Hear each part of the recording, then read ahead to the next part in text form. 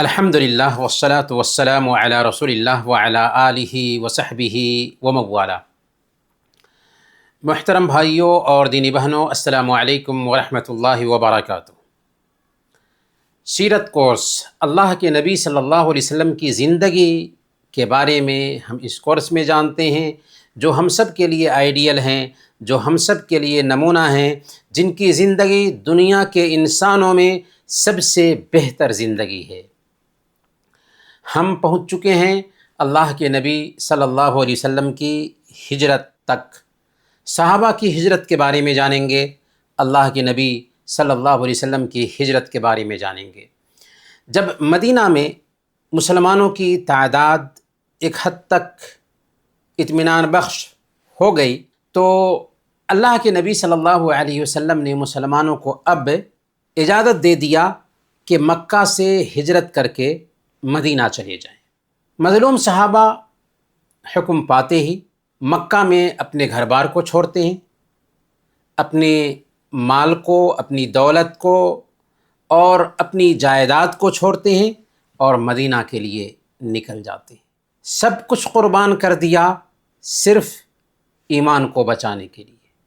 ظاہر ہے جب اس وقت نکلے تھے تو ان کا کلیجہ کٹا ہوگا، جذبات امڈے ہوں گے، آنکھیں ڈبڈبائی ہوں گی، لیکن ان کی نظر میں ایمان کے سامنے ان املاک کی کوئی حیثیت نہیں تھی۔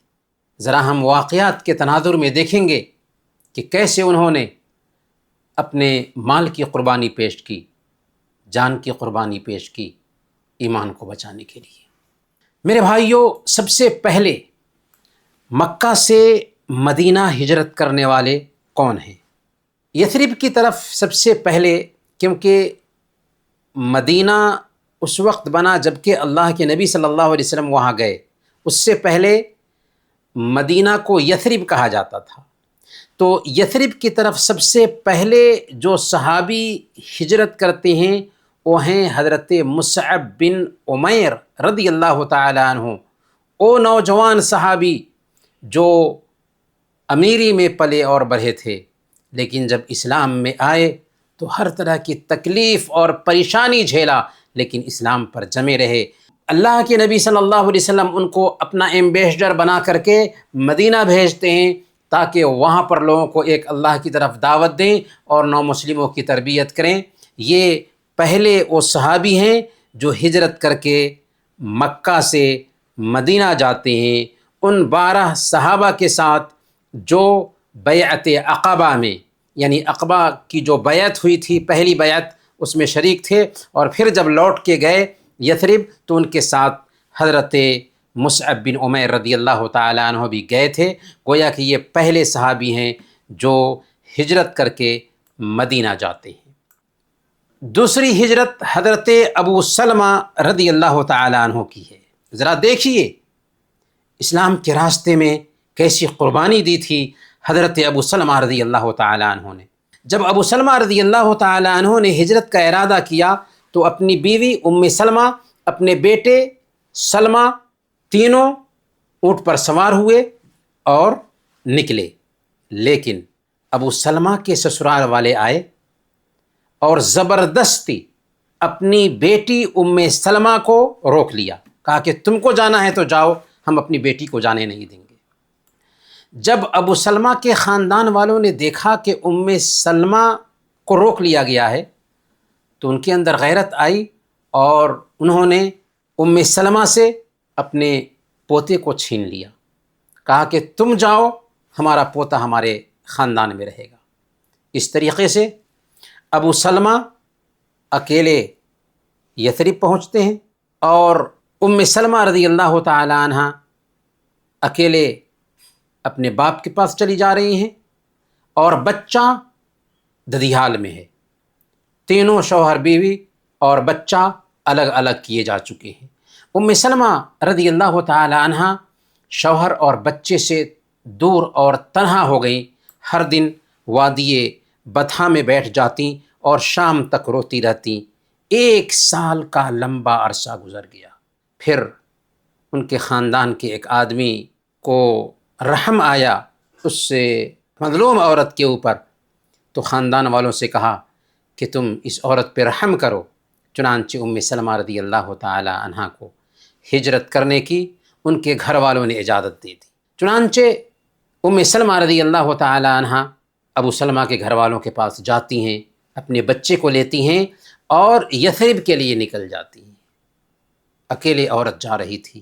عثمان بن ابی طلحہ جو ابھی اسلام قبول نہیں کیے تھے لیکن نیک طبیعت کے تھے، وہ ان کے ساتھ ہو لیتے ہیں اور اس طریقے سے ان کو یثرب تک، مدینہ تک پہنچا دیتے ہیں۔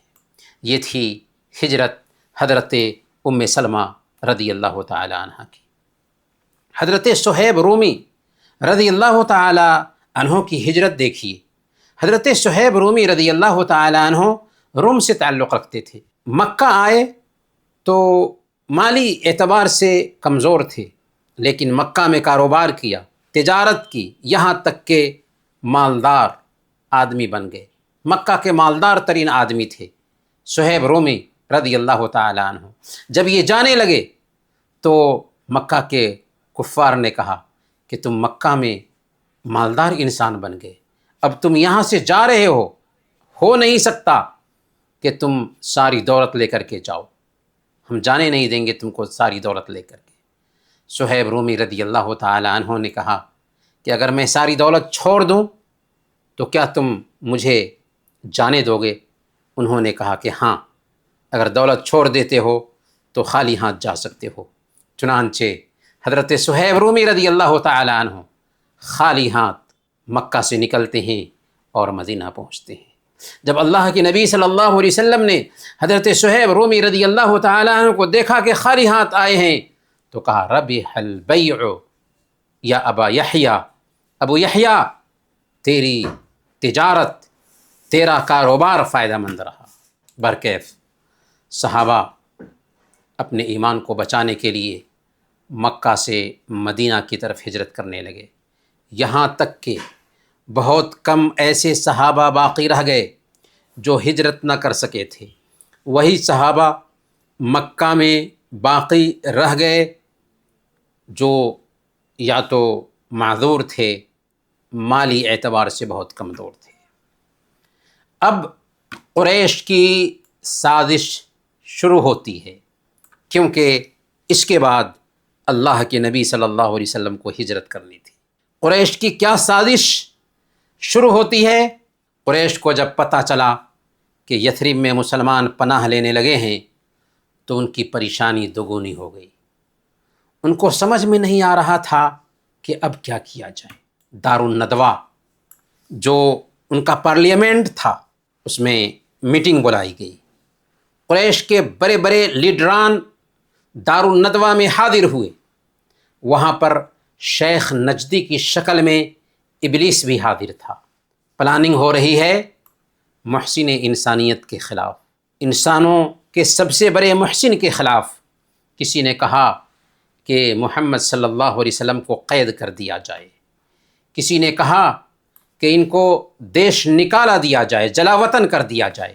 لیکن اس امت کے فرعون ابو جہل نے کہا میں کہتا ہوں کہ اس چراغ کو ہی بجھا دو جس سے ہر طرف روشنی پھیل رہی ہے، یعنی نبی پاک صلی اللہ علیہ وسلم کو قتل کر دو۔ نعوذ باللہ۔ ابلیس وہاں موجود تھا، اس نے اس پلان کو پسند کیا اور اس طریقے سے دارالندوہ سے، قریش کے پارلیمنٹ سے یہ خبیث پلاننگ پاس کر دی جاتی۔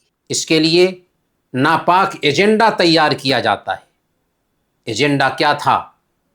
ذرا ایجنڈا پہ بھی غور کیجیے۔ ایجنڈا یہ تھا کہ مکہ کے ہر مشہور قبیلہ سے ایک ایک نوجوان کو چنا جائے، ایک قبیلے کا ایک نوجوان ہو، اور رات کے اندھیرے میں محمد صلی اللہ علیہ وسلم کے گھر کی گھیرا بندی کر لے، اور 12 بجے رات میں سب کے سب ایک ساتھ ایک مرتبہ دھاوا بول کر کے محمد صلی اللہ علیہ وسلم پر حملہ کر دے، تاکہ خون سارے قبیلوں میں تقسیم ہو جائے اور محمد صلی اللہ علیہ وسلم کا خاندان عبد مناف سب سے بدلہ لینے کی طاقت نہ رکھ پائے۔ یہ شیطانی پلاننگ تھی، کس کی؟ قریش کی۔ قریش اپنے پلان پر خوش ہو رہے تھے، اپنی پلاننگ میں چور تھے، جبکہ اللہ رب العالمین کی پلاننگ الگ ہو رہی تھی۔ اللہ نے فرمایا وَيَمْكُرُونَ وَيَمْكُرُ اللَّهُ وَاللَّهُ خَيْرُ الْمَاكِرِينَ۔ کفار اپنی چال چل رہے تھے اور اللہ اپنی تدبیر فرما رہا تھا، اور اللہ بہتر تدبیر فرمانے والا ہے۔ فوراً اللہ تعالیٰ نے جبریل امین کو بھیجا، اور جبریل امین نے اللہ کے نبی صلی اللہ علیہ وسلم کو قریش کے پارلیمنٹ میں جو کچھ بھی طے ہوا تھا اس سے آگاہ کر دیا، اور یہ بھی کہہ دیا کہ اے نبی، آج کی رات اپنے بستر پر آپ نہ گزاریں بلکہ گھر سے نکل جائیں۔ اللہ کے نبی صلی اللہ علیہ وسلم اسی وقت ابو بکر کے گھر آئے۔ ابو بکر رضی اللہ تعالی عنہ کو اپنے پلان سے آگاہ کیا اور کہا کہ ابو بکر، مجھے ہجرت کی اجازت مل چکی ہے اور تم میرے ساتھ سفر کرنے والے ہو، تم میرے رفیق سفر بننے والے ہو۔ یہ سننا تھا کہ ابو بکر رضی اللہ تعالی عنہ کی آنکھوں سے آنسو گرنے لگے۔ عائشہ رضی اللہ تعالی عنہ یہ منظر دیکھ رہی تھی، چھوٹی عمر کی تھی، کہتی ہیں فرأیت ابا بکر یبکی وما كنت احسب ان احدا یبکی من الفرح۔ میں نے دیکھا کہ جب نبی پاک صلی اللہ علیہ وسلم نے ابو بکر سے کہا کہ ابو بکر تم ہمارے ساتھ ہجرت کے سفر میں چلنے والے ہو، یہ سننا تھا کہ ابو بکر رضی اللہ تعالی عنہ کو میں نے دیکھا کہ وہ رو رہے ہیں۔ اس سے پہلے مجھے اس بات کا تصور بھی نہیں تھا کہ ایک آدمی خوشی سے بھی روتا ہے۔ ابو بکر رضی اللہ تعالی عنہ کو خوشی ہوئی کہ ہمیں اللہ کے نبی صلی اللہ علیہ وسلم کی صحبت میں ہجرت کرنے کا موقع ملے گا، اور اس طریقے سے ان کی آنکھوں سے آنسو بہنے لگے۔ اسی لیے حضرت عائشہ صدیقہ رضی اللہ تعالی عنہ کہتی ہیں کہ اس سے پہلے میں نہیں سمجھتی تھی کہ کوئی انسان خوشی میں بھی روتا ہوگا، برکیف۔ اللہ کے نبی صلی اللہ علیہ وسلم ہجرت کا پروگرام طے کر کے گھر آ جاتے ہیں اور رات کا انتظار کرنے لگتے ہیں۔ جب رات کا اندھیرا چھا گیا تو یہ قریش کے چنے ہوئے نوجوان تلوار سونتے ہوئے اللہ کے نبی صلی اللہ علیہ وسلم کے گھر پہنچ جاتے ہیں، آپ کے گھر کی گھیرا بندی کر لیتے ہیں۔ اس مجرمانہ سازش کو لاگو کرنے کے لیے رات کے 12 بجے کا وقت طے کیا گیا تھا، وہ اس وقت کا انتظار کر رہے تھے۔ ادھر اللہ کے نبی صلی اللہ علیہ وسلم کی تیاری ہو چکی ہے۔ نکلنے سے پہلے حضرت علی رضی اللہ تعالی عنہ کو بلاتے ہیں اور حکم دیتے ہیں کہ علی، آج کی رات تمہیں میرے بستر پر میری سبز چادر اوڑھ کر کے سونا ہے، اور دیکھو یہ جو امانتیں ہیں میرے پاس، ان امانتوں کو قریش کے پاس پہنچا دینا۔ فلاں کی امانت ہے، فلاں کی امانت ہے، فلاں کی امانت ہے، اور پھر میرے پاس مدینہ آ جانا۔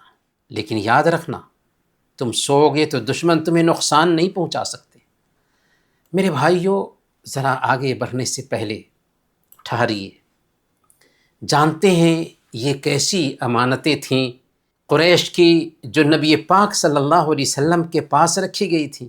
جی ہاں، قریش پیارے نبی صلی اللہ علیہ وسلم کے دشمن ضرور تھے، لیکن آپ کی امانت، آپ کی دیانت، آپ کی سچائی کی قسمیں کھاتے تھے۔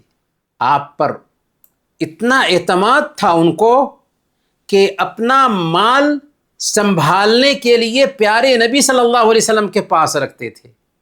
اب سوال یہ ہے کہ کیا کوئی انسان جھوٹے کو، پاگل کو اور مجنون اور دیوانے انسان کو اپنی امانتیں رکھنے کے لیے دے گا؟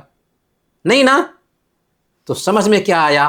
وہ باولے تھے جو اس طرح کی باتیں کر رہے تھے کہ محمد صلی اللہ علیہ وسلم پاگل ہیں، دیوانہ ہیں، اسی لیے اللہ تعالیٰ نے فرمایا فَإِنَّهُمْ لَا يُكَذِّبُونَكَ وَلَكِنَّ الظَّالِمِينَ بِآيَاتِ اللَّهِ يَجْحَدُونَ، کہ اے حبیب وہ آپ کو نہیں جھٹلاتے، آپ کی امانت اور سچائی کی تو قسمیں کھاتے ہیں لیکن اللہ کی آیتوں کو جھٹلاتے ہیں، اسی لیے اس طرح کی بکواس کر رہے ہیں۔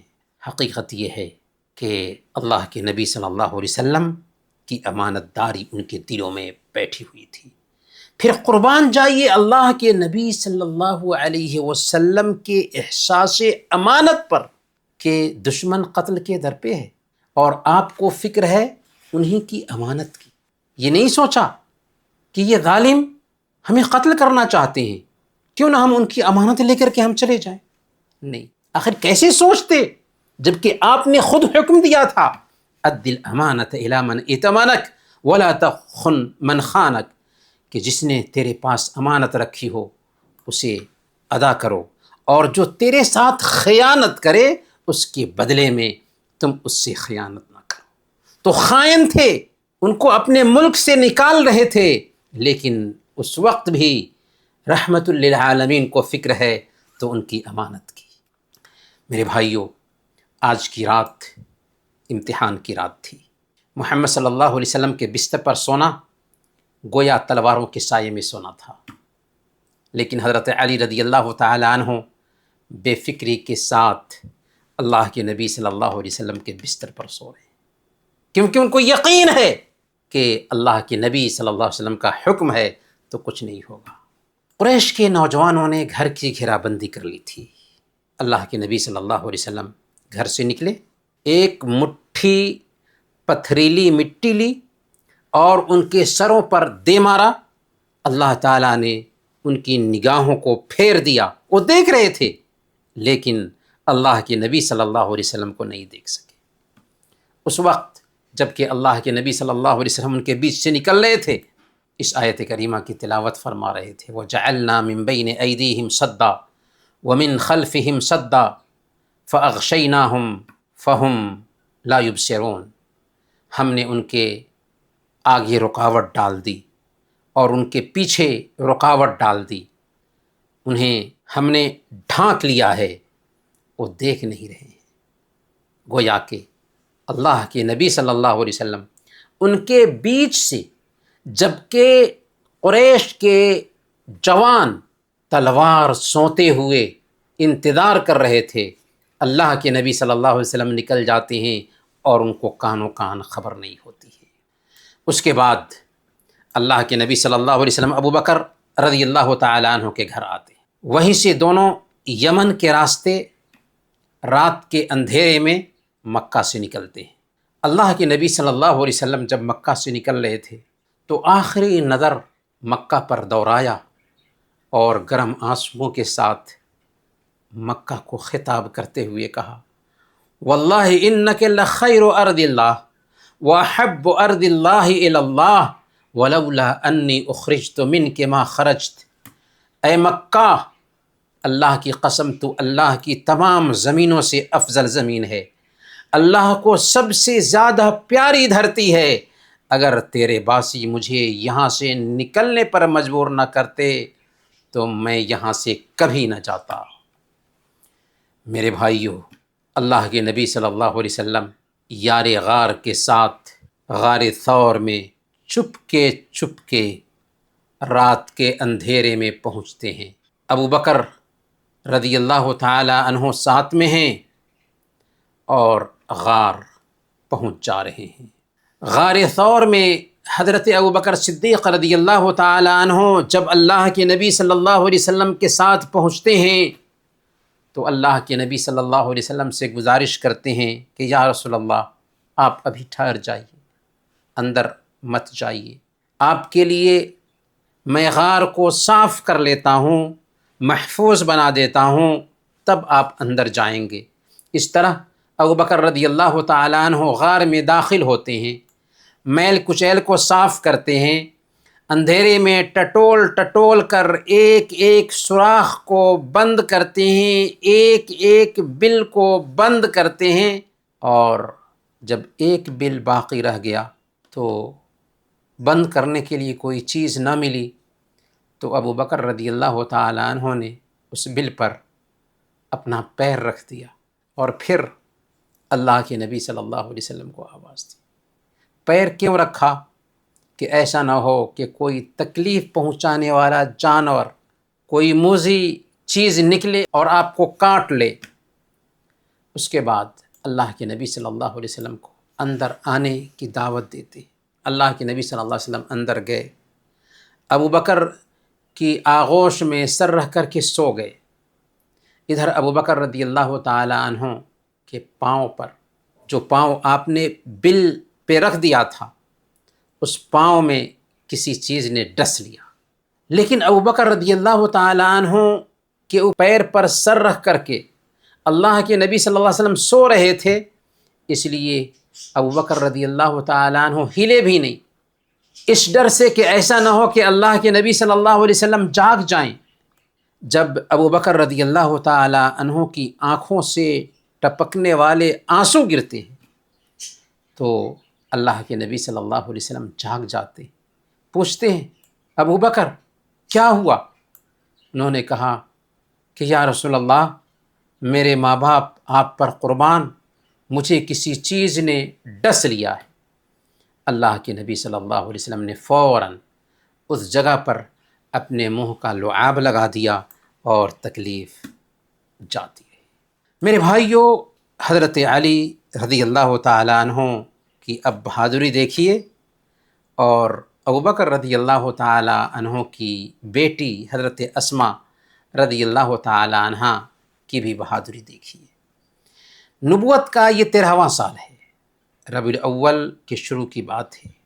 ایک دن دنیا کا سب سے عظیم انسان اپنے ساتھی کے ساتھ غار ثور میں چھپا ہوا ہے، اور اسی کے قبیلہ کے لوگ، اسی کے خاندان کے لوگ 13 نوجوان اس کی جان کے در پہ ہیں، گھر کی گھیرا بندی کیے ہوئے ہیں اور خوشی سے مچل رہے ہیں، آدھی رات کا انتظار کر رہے ہیں اور سوچ رہے ہیں آپس میں کہ اب وقت ہوا چاہتا ہے شکار کرنے کا۔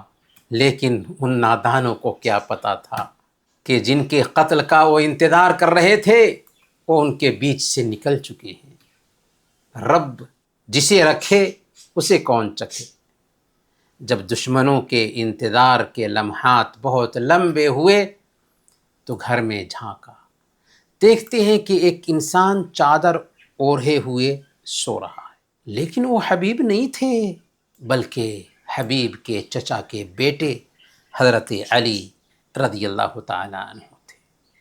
جب قریش کو یقین ہو گیا کہ ہم جن کے انتظار میں تھے وہ نکل چکے ہیں تو فوراً اندر داخل ہوئے۔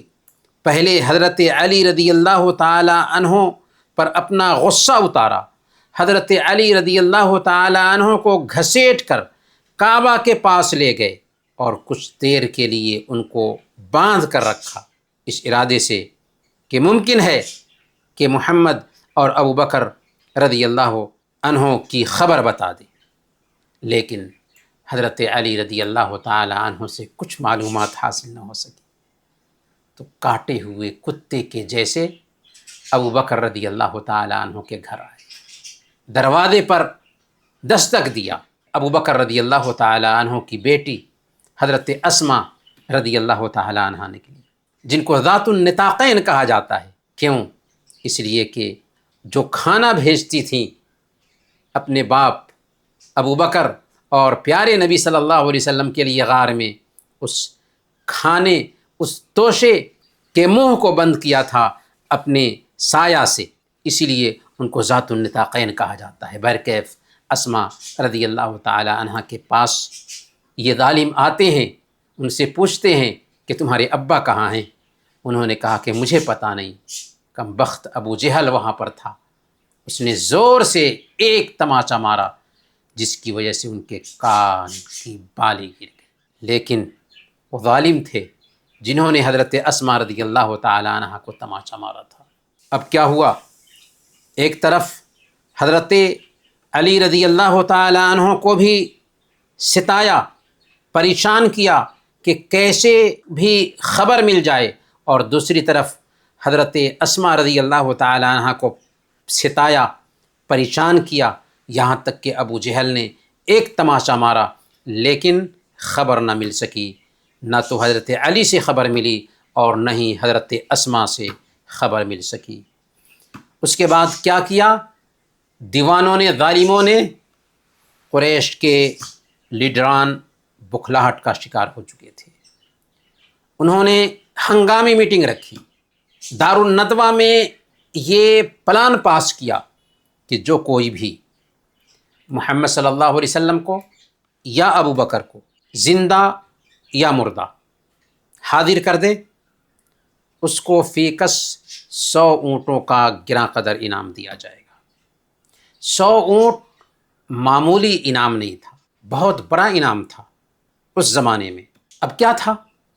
انعام کے لالچی ہر طرف پھیل گئے، اللہ کے نبی صلی اللہ علیہ وسلم کی تلاش میں، ابو بکر رضی اللہ تعالی عنہ کی تلاش میں کہ ان کو پالیں اور 100 اونٹ کا انعام پالیں۔ اللہ کے نبی صلی اللہ علیہ وسلم ابو بکر رضی اللہ تعالی عنہ کے ساتھ غار ثور میں ہیں، تلاش کرنے والے غار ثور کے دہانے تک پہنچ جاتے ہیں کیونکہ انعام چاہیے تھا، 100 اونٹ کا انعام ہے۔ جب ان کی آہٹ اور کانا پھسی حضرت ابوبکر صدیق رضی اللہ تعالی عنہ کے کانوں تک پہنچی تو پریشان ہو گئے، اور پریشان کیوں نہ ہوتے کہ دنیا کے سب سے افضل انسان ایک غار میں چھپے ہوئے ہیں۔ اللہ کے نبی صلی اللہ علیہ وسلم سے شکایت کی، یا رسول اللہ، اگر وہ اپنے پیر کی طرف دیکھیں گے تو ہمیں جان لیں گے، ہمیں پہچان لیں گے اور ہمارے پاس پہنچ جائیں گے۔ اللہ کے نبی صلی اللہ علیہ وسلم نے ان کو تسلی دیا، یا ابا بکر ما ظنک باثنین اللہ ثالثہما، ابو بکر ان 2 آدمیوں کے بارے میں تمہارا کیا خیال ہے جن کا تیسرا اللہ ہے؟ لا تحزن ان اللہ معنا، غم نہ کرو ابو بکر، اللہ ہمارے ساتھ ہے۔ جی ہاں، ہم اکیلے میں ہیں لیکن اگر ہم ایمان والے ہیں تو رب کی نگرانی ہے، رب ہمیں ضائع نہیں کرتا، رب پر ہم نے اعتماد کیا ہے، رب ہمیں بیکار نہیں ہونے دے گا۔ حضرت موسیٰ علیہ السلام ہیں، فرعون کے چنگل سے لے کر کے بنو اسرائیل کو نکلے تھے، پیچھے سے فرعون اپنی فوج کے ساتھ آ رہا ہے، سامنے میں سمندر ہے، بنو اسرائیل پریشان ہو جا رہے ہیں، اب کیا کریں گے؟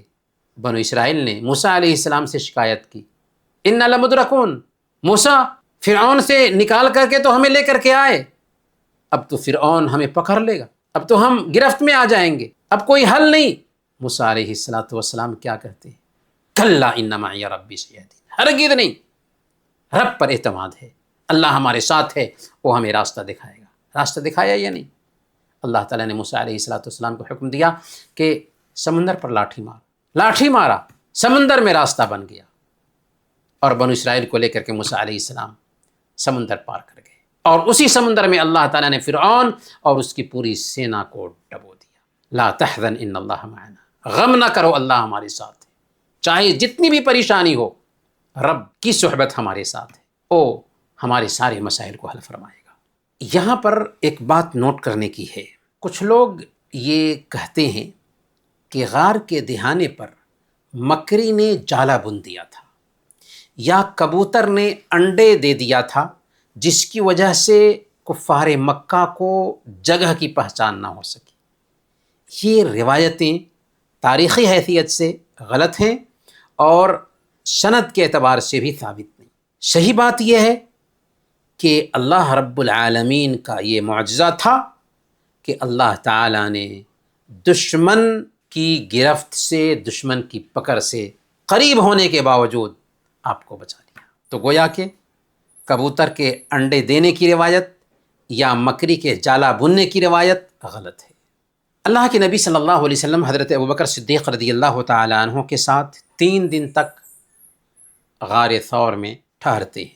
اس دوران کفار مکہ کی نقل و حرکت اور پل پل کی خبر بھی آپ کو پہنچ رہی تھی۔ ابوبکر رضی اللہ تعالی عنہ کے گھرانے کے سارے لوگ اسی ہجرت کی تیاری میں لگے ہوئے، کوئی بکری لا رہا ہے، کوئی کھانا لا رہا ہے، اور کوئی خبریں پہنچا رہا ہے کہ قریش کیا کیا سازش رچ رہے ہیں۔ جب حالات سازگار ہوئے تو حضرت ابوبکر صدیق رضی اللہ تعالیٰ عنہ کے گھر سے 2 تیز رفتار اونٹنیاں لائی گئیں۔ ایک اونٹنی پر اللہ کے نبی صلی اللہ علیہ وسلم سوار ہوئے اور ابوبکر رضی اللہ تعالیٰ عنہ سوار ہوئے، جبکہ دوسری اونٹنی پر ابوبکر رضی اللہ تعالیٰ عنہ کے غلام عامر بن فہیرہ اور عبداللہ بن اریقط سوار ہوئے۔ عبداللہ بن اریقط کون تھے؟ یہ مسلمان نہیں تھے، غیر مسلم تھے، لیکن راستوں کے ماہر تھے، اس لیے ابوبکر رضی اللہ تعالیٰ عنہ نے عبداللہ بن اریقط کو بطور گائیڈ کے رکھ لیا تھا۔ یہاں پر ہمیں ایک سبق ملتا ہے کہ غیر مسلم بھی اگر اعتماد کے قابل ہوں تو ان سے مدد لی جا سکتی ہے، کوئی حرج کی بات نہیں۔ اس طرح انسانی تاریخ کی سب سے بڑی ہجرت کی شروعات ہو رہی ہے۔ راستے میں جہاں کہیں بھی رکتے وہاں پر کھاتے پیتے اور پھر چلتے بنتے، یہاں تک کہ اللہ کے نبی صلی اللہ علیہ وسلم آگے بڑھے۔ جب اللہ کے نبی صلی اللہ علیہ وسلم قدید نامی جگہ پر پہنچے تو سراقہ بن مالک نام کے ایک آدمی نے پیچھا کیا۔ یہ انعام کے لالچ میں آئے تھے، وہ اپنے گھوڑے پر بیٹھے ہوئے تھے، آپ کا پیچھا کر رہے تھے۔ جب قریب پہنچتے ہیں تو ان کا گھوڑا پھسل گیا، سراقہ نیچے گر گئے۔ دوسری بار کوشش کی، اس بار سواری گھٹنوں تک زمین میں دھس گئی۔ اس سے سراقہ بن مالک ڈر گئے، ان کی ہمت ٹوٹ گئی اور اللہ کے نبی صلی اللہ علیہ وسلم سے معافی مانگنے لگے۔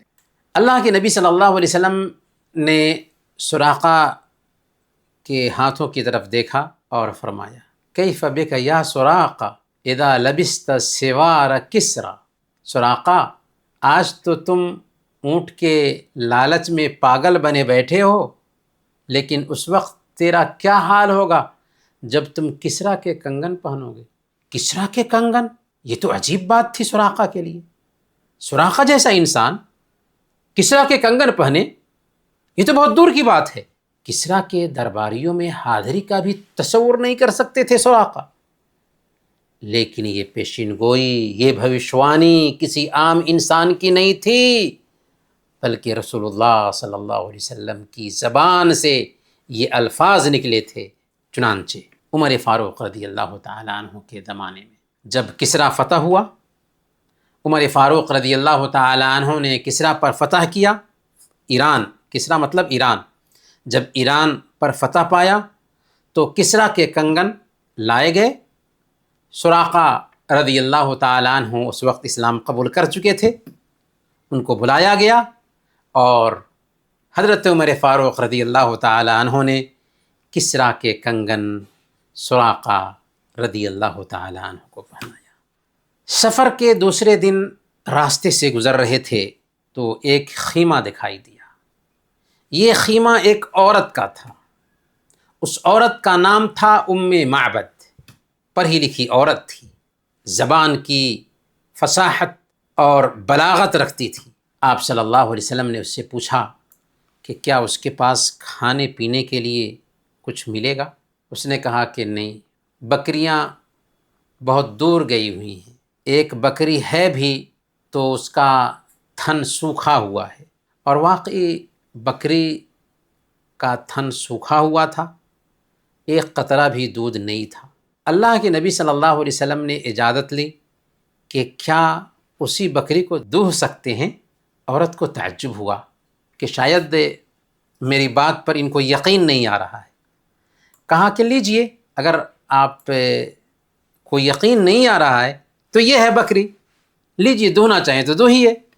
اللہ کے نبی صلی اللہ علیہ وسلم نے بکری لیا، اسے دوہا تو ایک بڑا برتن بھر گیا۔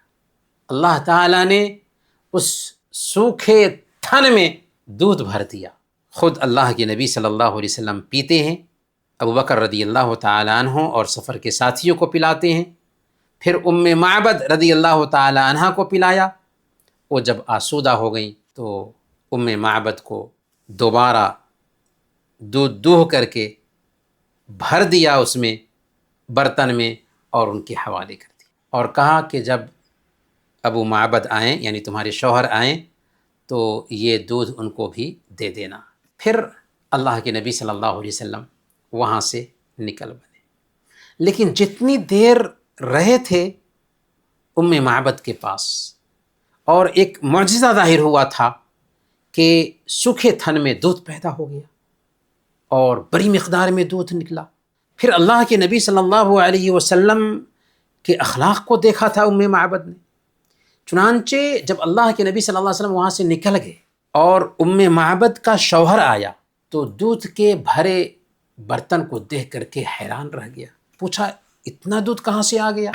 ام معبد نے اب اللہ کے نبی صلی اللہ علیہ وسلم کا وصف بیان کیا، اللہ کے نبی صلی اللہ علیہ وسلم کی خوبیاں بیان کی، کہا اللہ کی قسم یہاں سے ایک مبارک انسان کا گزر ہوا ہے۔ پھر سارا قصہ سنایا۔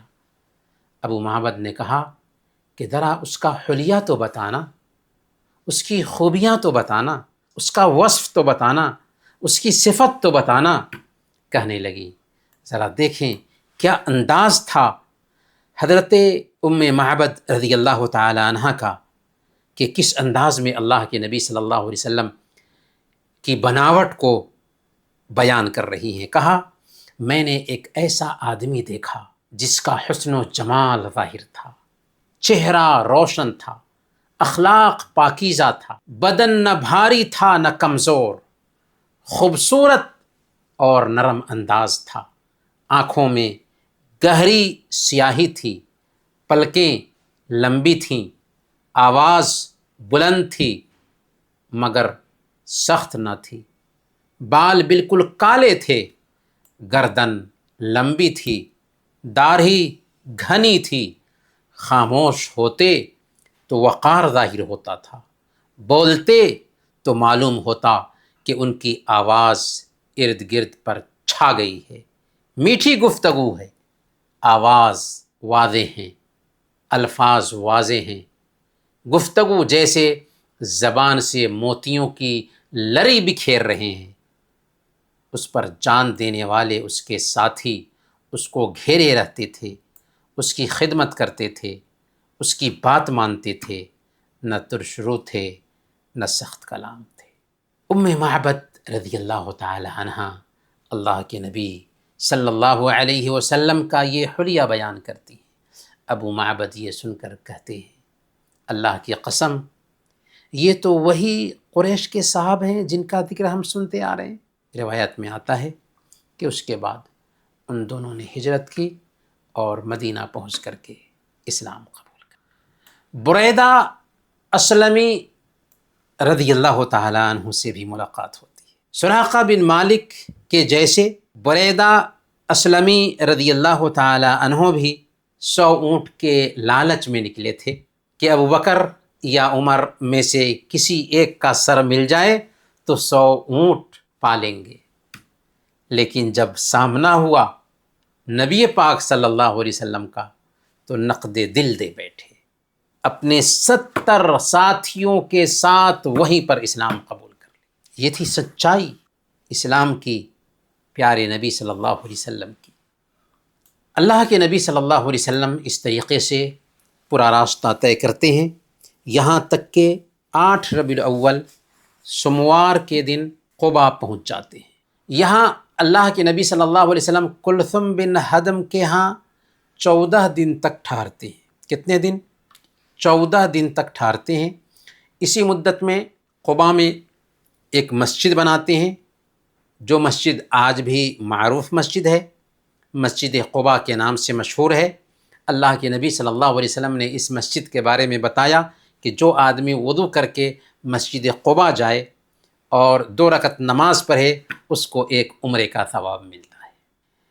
اسی بیچ حضرت علی رضی اللہ تعالی عنہ، جن کو اللہ کے نبی صلی اللہ علیہ وسلم نے مکہ میں چھوڑا تھا تاکہ کفار مکہ کی جو امانتیں تھیں امانت داروں تک پہنچا دیں اور پھر وہاں سے مدینہ آ جائیں، چنانچہ امانت داروں تک پہنچا دیا اور پھر پیدل ہی مدینہ کے لیے روانہ ہو گئے، یہاں تک کہ علی رضی اللہ تعالیٰ عنہ جب کہ اللہ کے نبی صلی اللہ علیہ وسلم ابھی قباء ہی میں تھے، قباء میں آ جاتے ہیں، اللہ کے نبی صلی اللہ علیہ وسلم کو پا لیتے ہیں۔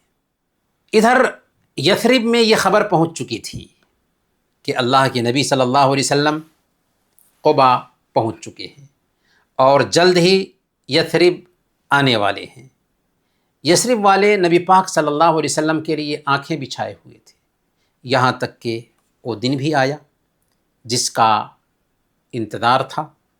نبی پاک صلی اللہ علیہ وسلم مدینہ کے لیے نکل چکے ہیں۔ راستے میں بنو سالم بن عوف کی بستی میں اللہ کے نبی صلی اللہ علیہ وسلم نے جمعہ کی نماز پڑھی، کیونکہ قباء سے نکلے تو بنو سالم بن عوف کی بستی میں آئے تو جمعہ کی نماز کا وقت ہو گیا۔ وہیں پر اللہ کے نبی صلی اللہ علیہ وسلم نے جمعہ کی نماز پڑھائی۔ مدینے میں یہ پہلا جمعہ تھا جو اللہ کے نبی صلی اللہ علیہ وسلم نے بنو سالم کی بستی میں پڑھائی تھی۔ پھر وہیں پر ایک مسجد بھی بنائی گئی۔ جمعہ کی نماز کے بعد اللہ کے نبی صلی اللہ علیہ وسلم مدینہ میں داخل ہوئے۔ سواگت کے لیے، ویلکم کرنے کے لیے پورا مدینہ امٹ پڑا تھا۔ یہ ایک ایتہاسک دن تھا، تاریخی دن تھا، جس کی مثال مدینہ کی دھرتی نے کبھی نہ دیکھی۔ جمعہ کے دن نبی پاک صلی اللہ علیہ وسلم مدینہ تشریف لے گئے تھے۔ اسی دن سے یثرب کا نام مدینہ پڑ گیا۔ گلی کوچے میں اللہ اکبر، سبحان اللہ اور لا الہ الا اللہ کے کلمات گونج رہے تھے۔ انصار کی بچیاں خوشی سے اشعار گا رہی تھیں، طلع البدر علینا من ثنیات الوداع وجب الشکر علینا ما دعا للہ دع ایہا المبعوث فینا جئت بالامر المطاع۔ ان پہاڑوں سے جو ہیں سوئے جنوب، 14ویں کا چاند ہے ہم پر چڑھا، کیسا عمدہ دین اور تعلیم ہے، شکر واجب ہے ہمیں اللہ کا، ہے اطاعت فرد تیرے حکم کی، بھیجنے والا ہے تیرا کبریا۔ اللہ کے نبی صلی اللہ علیہ وسلم اپنی اونٹنی پر سوار تھے۔ انصار کے جس گھر کے پاس سے اونٹنی گزرتی، وہ صحابی اونٹنی کی لگام تھام لیتے اور آپ کو اپنے گھر تشریف لانے کی گزارش کرتے تھے۔ ہر ایک کی خواہش تھی کہ اللہ کے نبی صلی اللہ علیہ وسلم کی میزبانی کا ان کو شرف حاصل ہو، لیکن اللہ کے نبی صلی اللہ علیہ وسلم فرماتے جاتے تھے کہ اونٹنی کو چھوڑ دو، یہ اللہ کے حکم سے چل رہی ہے، جہاں رکے گی وہیں ٹھہروں گا۔ یہاں تک کہ جب اونٹنی اس مقام پر پہنچی، اس جگہ پر پہنچی جہاں آج مسجد نبوی بنی ہوئی ہے، تو وہیں پر بیٹھ گئی۔ اب لوگوں نے اپنے اپنے گھر لے جانے کی گزارش کی۔ اللہ کے نبی صلی اللہ علیہ وسلم کی اونٹنی جہاں بیٹھی تھی اسی کے بالکل قریب میں حضرت ابو ایوب انصاری رضی اللہ تعالی عنہ کا گھر تھا۔ حضرت ابو ایوب انصاری رضی اللہ تعالی عنہ کے مہمان اللہ کے نبی صلی اللہ علیہ وسلم بنتے ہیں، اور یہ ان کے لیے بہت بڑے سوبھاگ کی بات تھی، سعادت کی بات تھی۔ وہ آئیں گھر میں، ہمارے خدا کی قدرت ہے، کبھی ہم ان کو کبھی اپنے گھر کو دیکھتے ہیں۔ حضرت ابو ایوب انصاری رضی اللہ تعالی عنہ اللہ کے نبی صلی اللہ علیہ وسلم کو اپنے گھر میں ٹھہراتے ہیں۔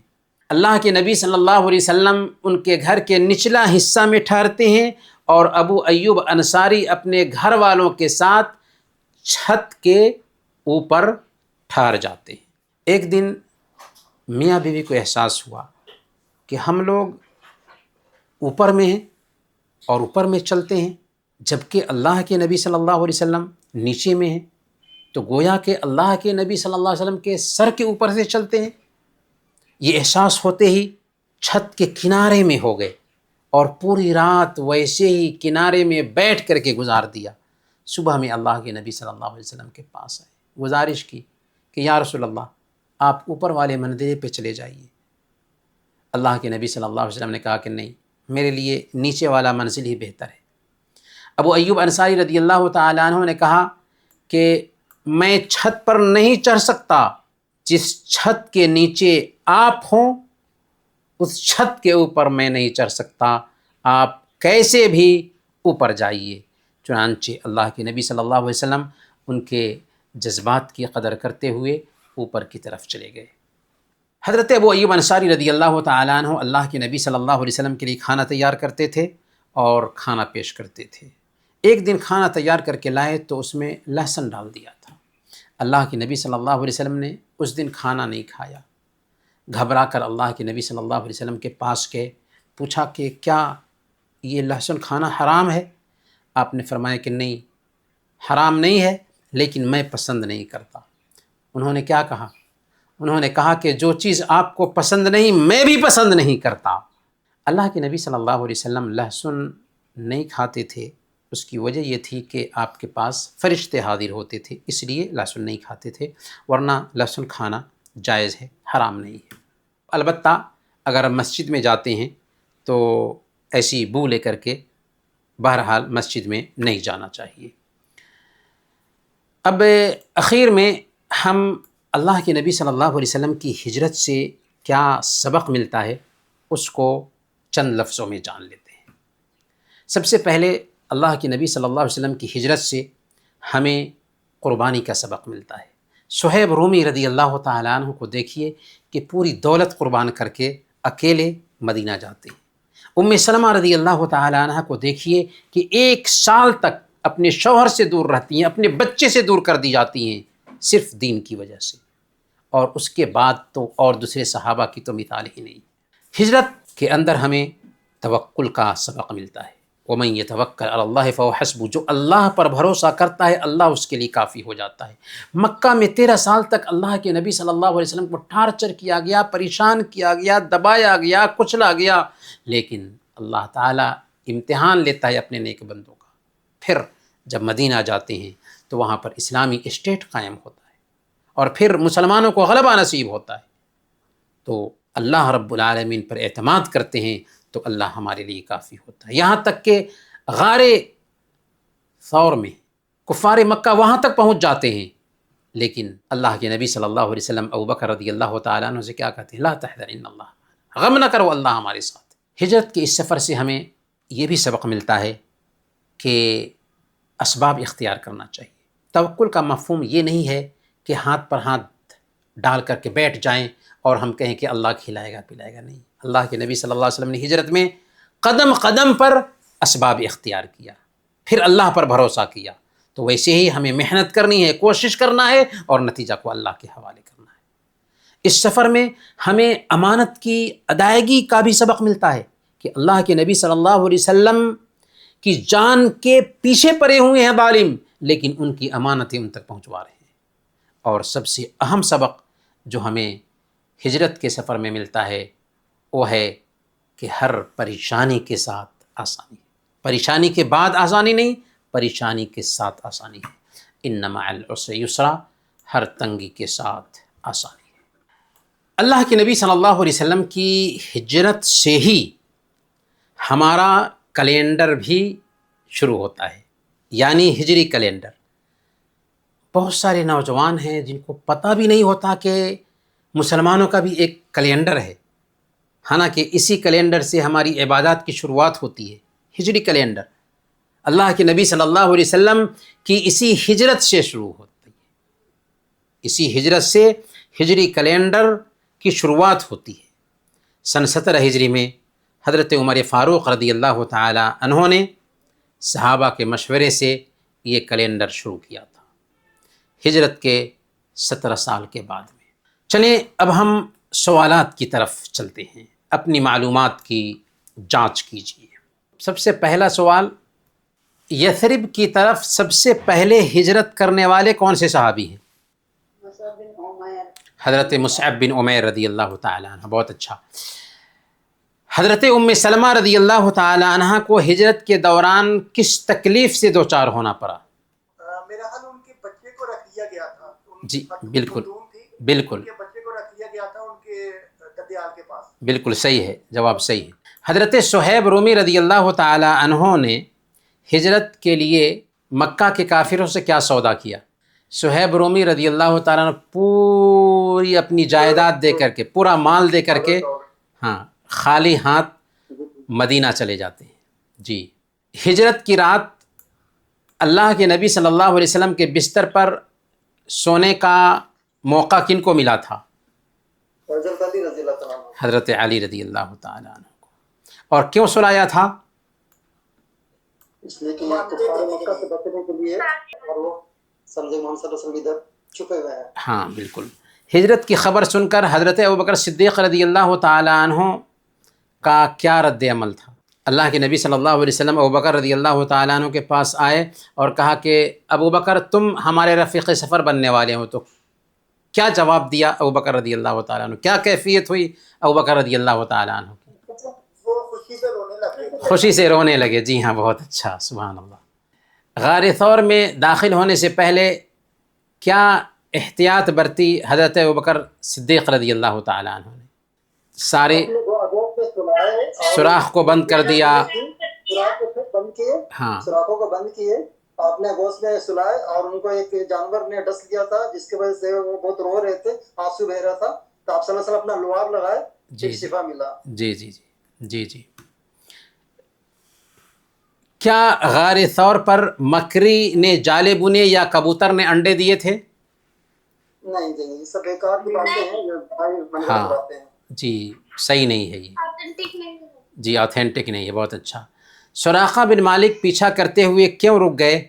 چونکہ ان کی سواری کے پاؤں زمین میں دھس گئے تھے اور یقین ہو گیا ان کو کہ ہم نقصان اٹھائیں گے، اس لیے اللہ کے نبی صلی اللہ علیہ وسلم سے معافی کی درخواست کی، اور اللہ کے نبی صلی اللہ علیہ وسلم نے معاف کر دیا، اور یہ بھی کہا کہ تمہارا اس وقت کیا حال ہوگا جب تم کسریٰ کے کنگن پہنو گے۔ ام معبد کے خیمے میں کون سا عظیم معجزہ ظاہر ہوا تھا؟ اللہ کے نبی صلی اللہ علیہ وسلم نے جب ایک بکری دودھ دینے لگی۔ ہاں بالکل، ہاں تو برکت نازل ہوا اس میں، اور جی، سوکھی، ہاں سوکھے تھن کو پکڑا اور اس میں دودھ اتر گیا۔ جی بہت اچھا۔ بریدہ اسلمی رضی اللہ تعالی عنہ جو اللہ کے نبی صلی اللہ علیہ وسلم کے پیچھے لگے تھے، ان کا کیا انجام ہوا؟ آئے تھے اللہ کے نبی صلی اللہ علیہ وسلم کو قبضہ میں کرنے کے لیے، لیکن 70 ساتھیوں کے ساتھ اسلام قبول کر لیتے، اسلام قبول کر لیا۔ جی، اسلام کی پہلی مسجد کہاں اور کب بنائی گئی؟ مسجد قباء۔ جی جی، 14 دن جو قباء میں ٹھہرتے ہیں اللہ کے نبی صلی اللہ علیہ وسلم، اسی بیچ یہ مسجد بنائی گئی۔ جی بہت اچھا۔ مدینہ میں داخلے کے وقت انصار کی بچیوں نے کن اشعار سے آپ کا سواگت کیا؟ طلع البدر علینا من ثنیات الوداع وجب الشکر علینا ما دعا للہ داع۔ حضرت ابو ایوب انصاری کو میزبانی کا شرف کیسے حاصل ہوا؟